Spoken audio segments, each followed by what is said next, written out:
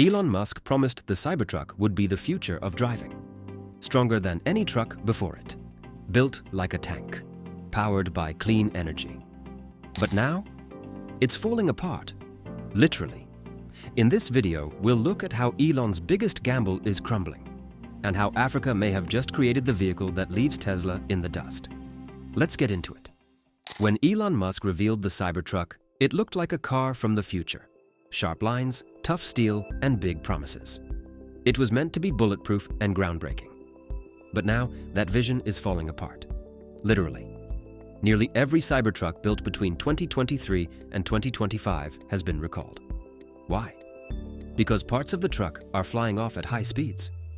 Turns out the steel panels were glued on. Yes, glued. Outside the US, it's worse.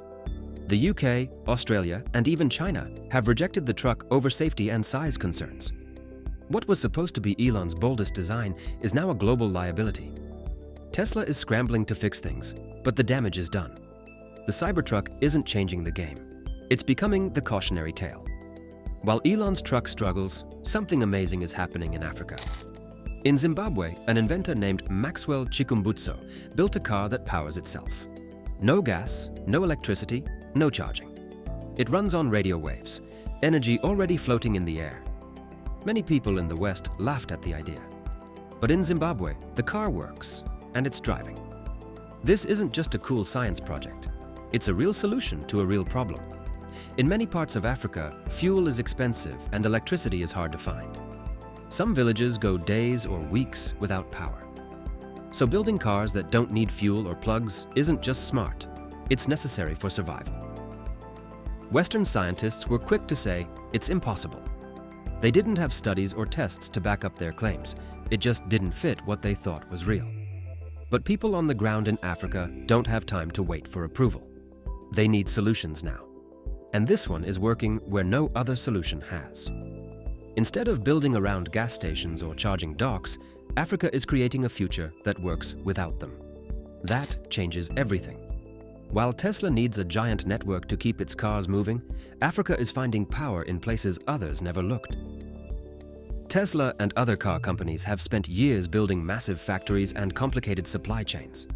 But while they've been dealing with strikes, shortages, and delays, Africa has been quietly rising. Countries like Morocco, South Africa, Nigeria, and Ghana are building and exporting cars at an incredible rate. Morocco now sends over 400,000 cars a year to Europe. South Africa's car industry supports over 100,000 jobs and plays a big role in the country's economy. These aren't just cars made from kits or foreign designs. They're cars built by local workers, made for African roads, and created to last in tough conditions. Africa's cars are not about looking fancy. They're about surviving where other cars break down. Dirt roads, floods, dust storms. These are the daily driving conditions. Tesla's Cybertruck was made for smooth highways and charging stations. But Africa's cars are made to handle anything, often with parts that can be fixed using basic tools and skills. Elon Musk didn't see this coming. Africa's rise isn't just impressive, it's dangerous for companies like Tesla. Because Africa isn't just building for itself, it's building for the world. And these cars are designed to work where Teslas can't even function. Tesla has built its business around a big idea that the future of cars is electric. But that plan depends on charging stations, lithium batteries, and complex supply chains. Africa is flipping that idea upside down. Instead of building around what the West needs, they're building for what they already have. And that means freedom from fuel, power, and expensive tech.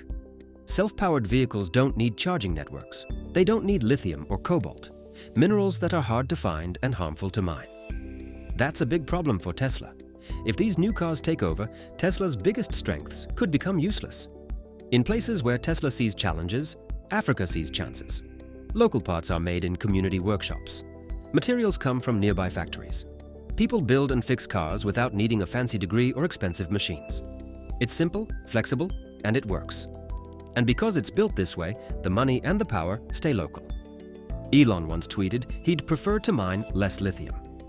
But now, that might not be a choice. It might be forced. Because if Africa's no battery solution goes global, Tesla's whole business plan is in danger. The Cybertruck, once a symbol of the future, is now looking like a relic of the past. While the West is busy doubting Africa's innovation, China is making moves. Chinese companies are quietly working with African inventors. They're offering funding, tools, and help to build factories and train workers. China isn't arguing if self-powered cars are real, they're betting on them. Why? Because China faces similar problems.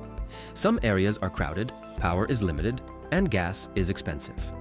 A car that doesn't need charging or fuel is perfect. So China is teaming up with African startups to build the next generation of vehicles, together. This could be Elon Musk's worst nightmare. China is Tesla's second biggest market. If Chinese companies take this new tech and combine it with African designs, they could build millions of cars that are cheaper and more useful than Tesla's. And they'll do it without using Tesla's technology. Tesla might have been the leader of the electric car movement, but now it's falling behind. And Elon's biggest competitor might not be Ford or Rivian. It could be a partnership between Africa and China. Africa's self-powered cars aren't just helping local communities, they're entering global markets. These cars can handle rough roads, floods, and never need fuel or charging. And now they're popping up in places like Latin America, Southeast Asia, and maybe even the US. People everywhere are tired of expensive fuel and weak power grids. African-built vehicles offer a tough, low-cost solution that doesn't rely on charging stations or rare materials. They're made for real-world problems, and that makes them powerful. While Elon Musk focused on luxury markets, Africa built something bigger, a global movement. Tesla's model depends on expensive systems. Africa's model works without them. This isn't just about cars, it's about control. Africa is leading innovation on its own terms, and the world is finally paying attention. Tesla is now at a major turning point. Elon Musk can't ignore the problems anymore. The Cybertruck is falling apart, global sales are shrinking, and trust in the brand is dropping fast. So what can Tesla do? There are only a few paths left, and none of them are easy. One option is to keep the Cybertruck in the US and make just enough changes to fix the recall. That would protect the brand's image at home, but give up on the rest of the world. Another option is to redesign the truck completely. Smoother corners, lighter frame, better safety features. But that could cost over $1 billion and strip away everything that made the Cybertruck unique in the first place. The third option? Quietly let the Cybertruck fade away. Admit it was a bold experiment that didn't work out, but even that might not be enough to save Tesla from the fallout. The problem isn't just one truck, it's the gap between big promises and poor results, and people are noticing. Meanwhile, Africa keeps building. Cars that don't need Elon, cars that don't need lithium, cars that don't need roads or wires or permission. If Tesla wants to survive this next chapter, it can't just patch up the past. It has to rethink the future. And this time, it's not the one writing the rules. So what do you think? Is Elon's Cybertruck already outdated before it even took off? And could Africa's self-powered cars be the real future of driving? One thing's clear. The rules are changing fast, and the next big leap in cars might not come from Silicon Valley, but from places no one expected. If this opened your eyes, hit that subscribe button. We dive into the stories behind the headlines, the tech, the truth, and the twists the big players don't want you to see.